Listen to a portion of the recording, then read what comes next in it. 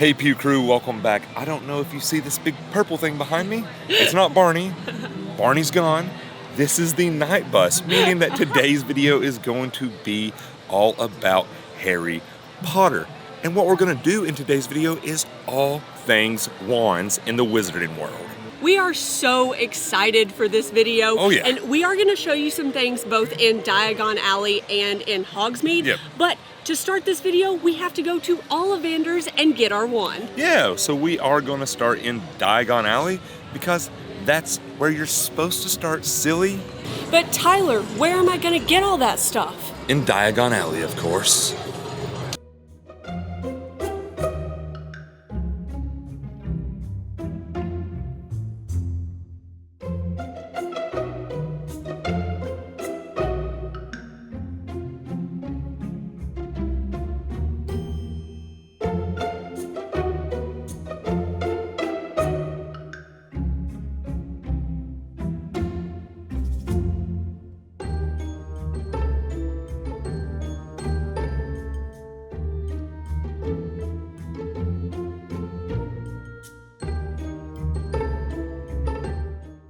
So we made our way into Diagon Alley and we're actually standing in front of Wands by Gregorovitch. Yeah. This is the other place that you can get your wands, and they have both of these stores in Islands of Adventure and Universal Studios.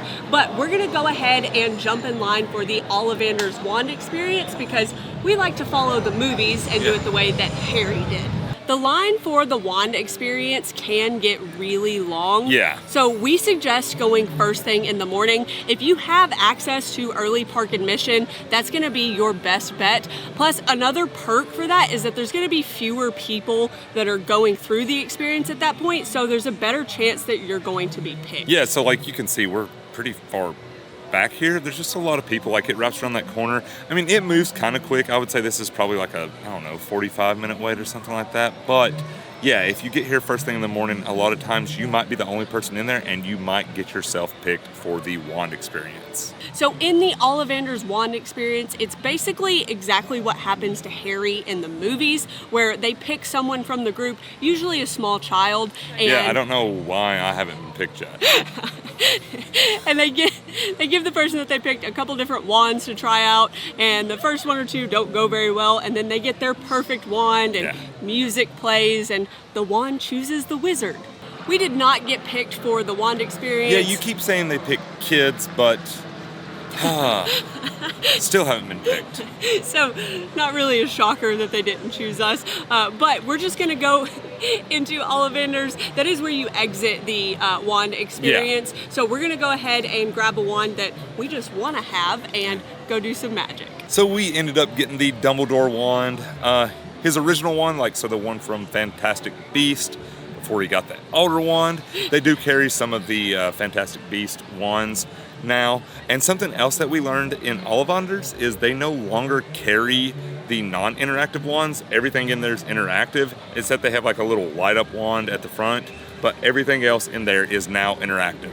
And after our annual pass discount, we did pay $56.56 for our wand. Yeah. But we have our wand and it is time to do some magic.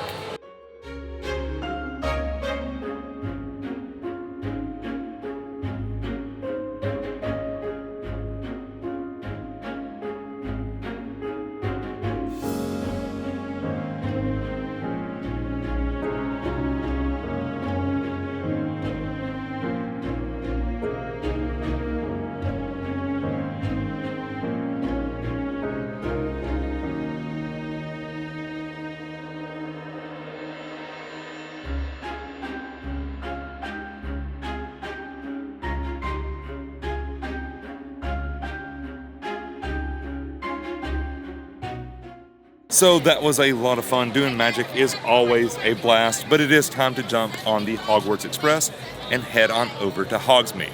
Yeah, we're gonna head over there. We're gonna show you some of the magic spots in that side of the wizarding world. Yeah. We're also gonna give you some tips and tricks to improve your magical abilities and show you where you can pick up an interactive wand over there. Yeah, you're gonna wanna listen to these tips and tricks because we are the greatest wizards in the world who wear Aussie hats, who are from Tennessee, who have Rottweilers, who have a YouTube channel, and who wear glow-in-the-dark sneakers. Absolutely. And we just got off the Hogwarts Express. No more magical way to get over to Hogsmeade. You can hear Hagrid's just right over there. But yeah, we're going to get in here and talk about some of those tips and tricks that we had just mentioned. Hogsmeade is fairly busy today, so we're going to try to find somewhere a little bit quieter to give you some tips and tricks to be the best wizard that you can be.